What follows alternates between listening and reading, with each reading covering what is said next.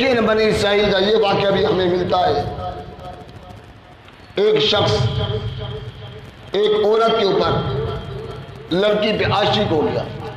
نوجوان کی نیت بد ہوگی لیکن وہ لڑکی اس کو کسی کھاتے میں نہیں لاتی, کلام نہیں کرتی.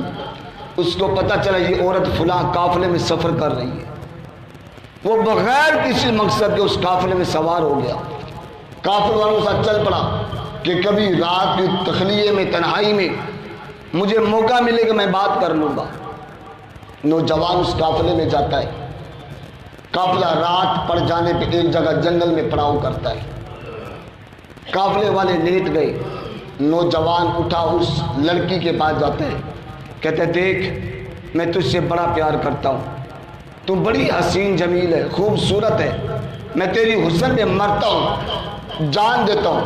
میں نے تجھے پانے کے لیے قافلے کا سفر کیا ہے, گھر بار چھوڑ دیا, کام کاج چھوڑ دیے, میں تجھے پانے کے لیے آیا ہوں, تجھے پانا چاہتا ہوں. جب اس نے ساری اپنے دل کی باتیں کی, وہ لڑکی کہتی ہے جا کے دیکھ قافلے میں کوئی جاگ تو نہیں رہا.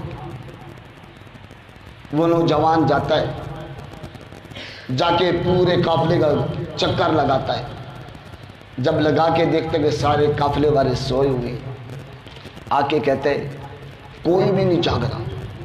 اب لیکن اس کے دل میں خیال تو یہی تھا کہ جب اب کچھ دال کر رہی ہے, اب بات بنتی نظر آتی ہے, اب اس نے کچھ موقع دے گی مجھے بھی.